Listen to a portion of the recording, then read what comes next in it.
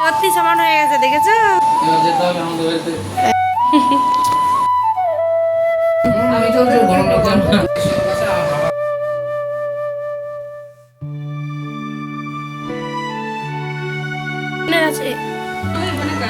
বিক্রি করছে, ওগুলো নিয়ে কি করবে?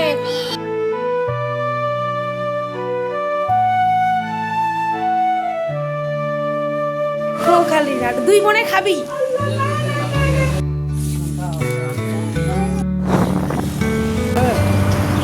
হ্যালো বন্ধুরা, good morning and welcome back to a new video. উত্তর দিনাজপুর জেলার ছোট্ট একটি গ্রাম থেকে আমি পায়েল আমার নতুন ব্লগে তোমাদের সকলকে জানাই স্বাগত। দেখো তো, সকালবেলা উঠেই আগে আমাদের যেমন শ্বশুরবাড়িও কাজ করতে হয়, ঠিক তেমনই বাবার বাড়ি আসলেও কিন্তু কাজ করতে হয়। কারণ আমার মা যেহেতু একটা ছোট্ট মোটো জব করে, তাই আমার মা সকালবেলায় বেরিয়ে পড়ে তার উদ্দেশ্যে। তাই সকালে দেখো জামাইয়ের জন্য বলে গেছে এটা এটা করতে। এখানে বসিয়ে দিয়েছে আমাদের দেশি মিষ্টি পার্টের শাক আর কি। এখন বাজে 10:09। বোন ওদিকে ব্রাশ করছে, আমি ডাল বসিয়ে দিয়েছি, দেখতেই পেলে ছকেও নিলাম। আর কিন্তু করছি শাক ভাজা। এইবার দেখো জামাইয়ের অবস্থা, শ্বশুরবাড়ি এসে 10টা-11টায় ঘুম থেকে উঠছে। কত সুখের জীবন ভাবো তো একবার। আহা, এই জীবনটা যদি আমরাও শ্বশুরবাড়ি গিয়ে পেতাম। তা যাই হোক, তাতে কোনো অভিযোগ নেই, দুঃখ নেই। আমরা যেমন আছি তেমনই খুশি আছি, ভালো আছি। আবার মোবাইল দেখবে, ওঠো তো।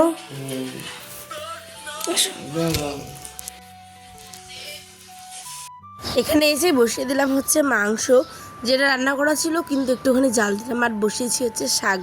তোমরা এই শাকটা কে কে খাওয়া আমি জানি না, কিন্তু এটা মালদার দিকে কিন্তু খাওয়া হয়। আর এদিকে বসে গেছি, ওই যে ডাল সেদ্ধ করলাম, ওই ডাল সেদ্ধ দিয়ে হচ্ছে মুড়ি, শাক, তারপরে হচ্ছে মাংস। আর এদিকে বরের জন্য দেখো শাক ভাজা সমস্ত কিছু কিন্তু একদম রেডি করে নিয়েছি। চলো এবার চটপট করে বরকে আর ছেলেকে খেতে দিই। ওরা খাওয়া দাওয়া করবে, তারপরেই কিন্তু হঠাৎ করে আমরা একটা জায়গায় যাব। তোমরা একদম স্কিপ না করে ব্লগটা দেখো, আশা করছি ভালো লাগবে। আর এইগুলো না ব্লগ একটু যদি স্পেশাল, সেই কারণে একটুখানি বড় হচ্ছে। আয়ান তো ভীষণ খুশি তার বাবার সাথে খেতে বসে, দেখো কি ভালো খাচ্ছে। তারপরে মা সেন্টার থেকে ডিম নিয়ে আসলো, আবার ডিম খিচুড়ি খাচ্ছে। আর এই দিকে আমাকে দিয়েছে বিছানা গুছাতে, মানে আমাকে করতে হচ্ছে যেমন আমি নিজের বাড়ি গিয়ে করি, ঠিক তেমন। দেখো এখন বাজে 12টা, এখন আমি বন্ধুরা বিছানা গুছাচ্ছি। অবস্থা। তারপরে কিন্তু এখানে আমার মায়ের কালিগ, মানে আমার ছোট্টবেলা থেকে যতদিন মানে আমি দেখেছি, আমার মায়ের কিন্তু সব থেকে বেস্ট বান্ধবী শান্তনা মাসি, সেও এসছে। মাসির সাথে অনেকক্ষণ গল্প করতে পারিনি, কিন্তু যেটুকু সময় করেছি একদম মন ভরে করেছি। আর এদিকে দেখো চলে এসেছে কাকু। আমার মায়ের যখন সেন্টার আমরা তখন ছোট ছোট অনেক বছর আগের কথা, তখন কিন্তু মাসি আমার মায়ের সেন্টারে খিচুড়ি রান্না করতো। এখন মাসি হয়ে গেছে ওয়ার্কার। তো যাই হোক, চলো এবার চটপট করে সেজে গুজে বেরিয়ে বললাম কোথায় বলো তো? কাকুর বাড়ি। কাকু এসেছিলো, বলছে চলো চলো ঘুরে আসবে এটা সেটা। অনেকবার বলার পরে বাবা আলটিমেটলি যেতে চাইলো। তারপরে আমি এবার বোনকেও নিয়ে গেলাম। রাস্তাটার অবস্থা দেখো গাইজ, কেমন অবস্থা। তো বন্ধুরা কাকুর বাড়ির মানে সামনের দিকে এসে দাঁড়িয়ে আছে, কিন্তু ঢুকিনি, যেহেতু আয়নার বাবা একটু মেন স্ট্যান্ডে গেছে কিছু জিনিস কেনার জন্য। ওদিকে বোন দাঁড়িয়ে আছে দেখো, আর এখানে আমার আয়ান আছে ছোট্ট। তো চলো গিয়ে তোমাদের সাথে বাকিটা সমস্ত কিছু শেয়ার করছি। আর রাস্তাটার অবস্থা দেখো বন্ধুরা, আইজি পুরো জলে জল, বৃষ্টি পড়ে একদম রাস্তাটা খুব বাজে অবস্থা হয়ে আছে। পাশের যে বাড়িটা দেখো আমাদের ছাদ থেকে দেখতে পাবে, ওই বাড়িটা কিন্তু রিপেয়ারিং হচ্ছে, ওখানে ভাড়া যায় অনেকে, সেই জন্য। আর কাকু কিন্তু এখন চাঁচলেই থাকে, একদম বেশি দূরে না। চাঁচলে যেহেতু চাকরি করে সেই কারণে ওখানেই থাকে। এইদিকে দেখো না, তো তোর চোখে এত পাওয়ার কি করে হলো? কি করে হলো এত?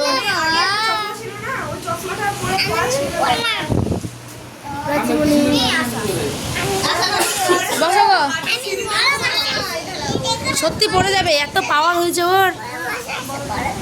বড় মাসি ওটা গো, বড় মাসি, ছোট মাসি।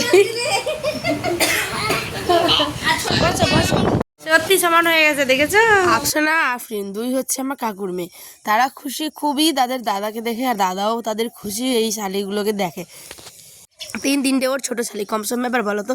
চলো এবার এখানে সবাই আমরা কোল্ড ড্রিঙ্কস খাচ্ছি।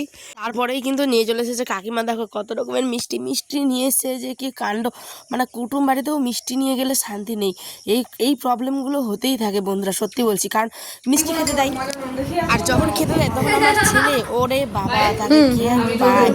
মিষ্টি প্রিয়, এত গোটা মিষ্টিগুলো নিয়ে দেখতে পাবে একটু পরে বসে গেছে। তারপরে এখানে দিল লুচি আর ছিল পায়েস। আমরা খাওয়া দাওয়া করার পরে কাকিমা এখানে ভালো করে টেবিলটাকে মুছে দিচ্ছে, আর এইখানটায় আমি একটু তোমাদের বাড়িটা ঘুরে দেখাই। চল, আমার কাকু কিন্তু বিগত বেশ কয়েক বছর ধরে এই বাড়িতেই থাকে, কিন্তু আমি এসেছিলাম বিয়ের সময় আসিনি, তার আগে এসেছিলাম আর এখন আসলাম কতদিন পর দেখলাম। দেখতে পাচ্ছ, এটা হচ্ছে ডাইনিং, ওদিকে একটা সাইড রুম আছে, টয়লেট আছে দু তিনটে আর কি, এটা কিচেন। আর এই ডিজাইনটা আমার সব থেকে বেস্ট লেগেছে, এই যে এই জিনিসটা আর কি। আর এখানে কত সুন্দর গাছ দেখো, সোফার পিছনে ব্যালকনির মতন একটু সুন্দর জায়গা, খুব সুন্দর। আর এইদিকে দেখো, আমার ছোট্ট বোন ছাদে নিয়ে গেছে আমার ছেলেকে, কারণ ওই দোলনা বানিয়েছে দেখানোর জন্য, আর হচ্ছে গিয়ে ছাদে অনেক আম ধরেছে একটা পাশের বাগানে, সেগুলো দেখানোর জন্য। খুব সুন্দর বাড়িটা, তোমাদের কেমন লাগলো কমেন্টে জানিও। জানি না এরকম বাড়ি কতদিন পর বানাতে পারবো, কিন্তু মনে ইচ্ছে তো আছে, তাই না বলো? মনে ইচ্ছে থাকলে অবশ্যই হবে, আর হয়ে যেতে দিন, কিন্তু ওই যে একটুখানি সাংসারিক ব্যাপার স্যাপার আছে, সেই জন্যই কিন্তু হচ্ছে না। তারপরে দিয়ে দিল হচ্ছে আমাদের এখানে লাঞ্চে। আমরা তো খেতে যাচ্ছিলাম না, কিন্তু ও খেতে বললো, অনেক পেট ভর্তি, চারদিকে এত খাচ্ছি। এখানে ছিল পাঁপড় ভাজা, ছোটো ছোটো আলু ভাজা, তারপর পটল ভাজা, 3 রকমের মাংস, খাসি, দেশি মাংস আর একটা বিফ। তো ঠিক আছে, চলো, এখানে কাপড় চাপড়গুলো সব গায়ে শুকোতে দিয়েছে, ছাদ হচ্ছে, এটা আমার কাকুর বাড়ির ছাদ। এটাও থাকলো স্মৃতির পাতায় যুক্ত হয়ে আমার পেজে, যে আমরা গেছিলাম কুরবানির পরে। দুই বোনে খাবি, দুই বোনে খাবি।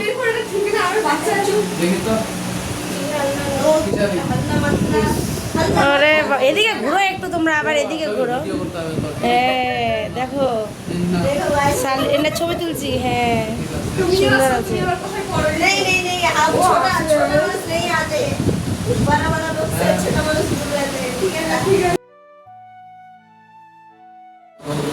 সব বড় হয়ে গেছে গো, সব বড় হয়ে গেছে। ঠিক ঠিক, এবার যেতে হবে আমাদের বাড়িতে।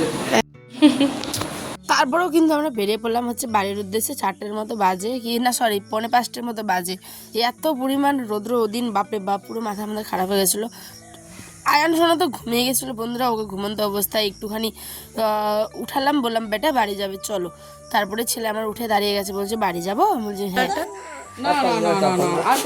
ও ঘুম থেকে উঠলো না, ওই জন্য এরকম করছে। যাও নানির কাছে যাও, দাঁড়ো নানিকে আপাতত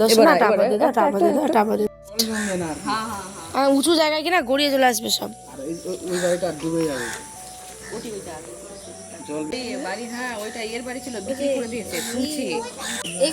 কিন্তু একা থাকলে কি ভয় লাগে আবার। ঠিক আছে, চলো তবে বন্ধুরা, দেখাবে নেক্সট ব্লগে। সকলে ভালো থেকো, সুস্থ থেকো, সাবধানে থেকো, আর আমাদের জন্য এইভাবেই দোয়া করো। তোমাদের জন্য আমি অনেক অনেক দোয়া করি, তোমরা যাতে প্রত্যেকে ভালো থেকো, তোমাদের অনেক মনের ইচ্ছা পূরণ হোক। এখন চললাম আবার বাবার বাড়ির উদ্দেশ্যে। সকালবেলা উঠেই ব্লগটা কন্টিনিউ করলাম, আর হচ্ছে না, পুরো স্টোরেজ ভরে গেছে, তাই না বলো? ইউটিউবারদের এই এক সমস্যা, মানে ভিডিও থাকতে না থাকতে ওগুলোকে এডিট করতে পারি না, আবার আরও ভিডিও কত জমে যায়, তাই না বলো? তোমাদের এই অসুবিধাগুলো কি হয় অবশ্যই কমেন্ট করো। আর এখানে ছেলের জন্য দিয়েছে এত দামি দামি উপহার, দেখো। তারপর রাত্রে নিয়ে এসে অন্যান্য দোলনা ডিটেলসে নেক্সট ব্লগে বলবো। টাটা।